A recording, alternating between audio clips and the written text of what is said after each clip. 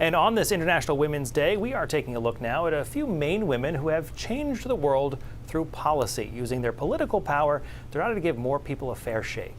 Jean Lambrou, the head of the Department of Health and Human Services, was instrumental in getting the Affordable Care Act enacted. According to The Atlantic, she was one of the only people who worked on the legislation from day one and stuck with it through implementation. There's also Edith Norse Rogers. She served in Congress during World War II and fought to establish the Women's Army Auxiliary Corps. Rogers also helped draft and co-sponsor the GI Bill. Then there's Frances Perkins, who helped establish things like minimum wage, unemployment compensation, and the 40-hour work week. Here's Rob Caldwell with more from her home in Newcastle. When Franklin Roosevelt became president in 1933, the U.S. economy was all but paralyzed by the Great Depression. On Inauguration Day, Roosevelt promised action. Let me assert my firm belief that the only thing we have to fear is fear itself. Playing a crucial role in FDR's economic reforms was his Secretary of Labor, Frances Perkins, who smashed through a glass ceiling as the first woman ever to serve in a president's cabinet.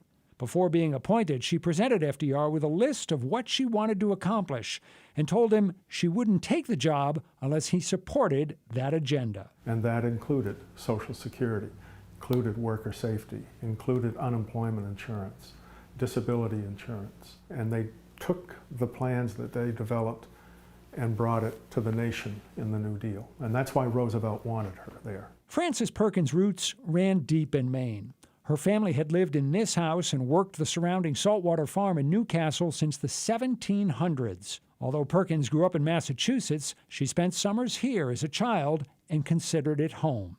The course of her life was changed in college by a professor who insisted that students visit nearby factories to see for themselves the deplorable working conditions. She was astonished at what she saw. Young children, young girls, working massive industrial textile machines. There was no regulation for that kind of factory activity at that time. It would have been pretty typical back then for the workers to put in a 56-hour week, 54 hours a week rather, 9 hours a day, 6 days a week. Exactly, and the age of the children was astonishing. How young were they?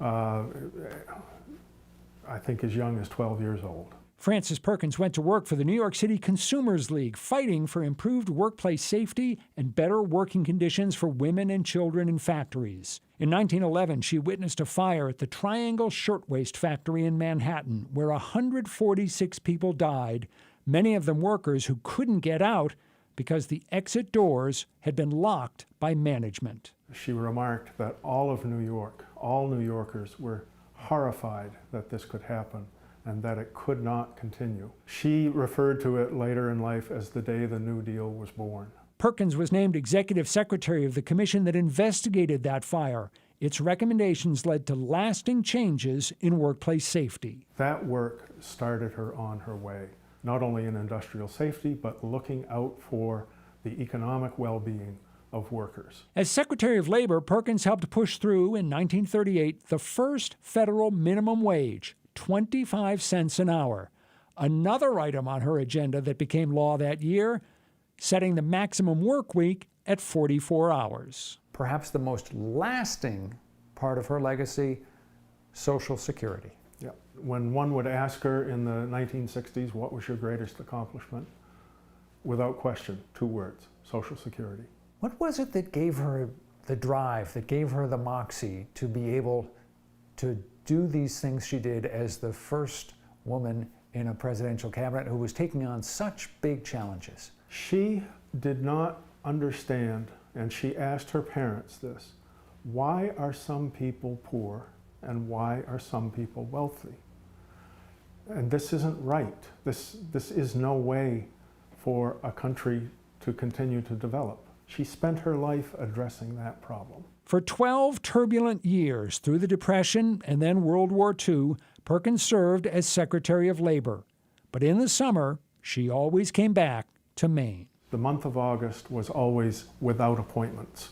in her Washington calendar. That is, she would come here, probably decompress for a couple of days and not do much of anything, and then enjoy her family's homestead and get rejuvenated by it. The property is now known as the Frances Perkins Homestead National Historic Landmark. It is owned by the nonprofit Frances Perkins Center in Damariscotta, which is devoted to preserving the property, promoting the principles Perkins fought for, inspiring citizens, and engaging civic leaders. So Frances Perkins was, by any standard, a remarkable American woman. This was her home. But if we got in the car and just drove 5 miles and started asking people if they've ever heard of Frances Perkins or the Frances Perkins Homestead, there'd be a lot of people who would have blank looks on their faces, right? Exactly. Frances Perkins is lost in history. As America wrestles anew with issues such as social justice and economic security, and as Kamala Harris becomes the first woman ever to serve as vice president, the time may be right to take a fresh look at Frances Perkins to see if her historical reputation should shine a little brighter. You're exactly right. We have much more to do in making her more well known. That was Rob Caldwell with that interview, and this is International Women's Day. We appreciate you. Oh, thank you. Lots to do moving forward for sure.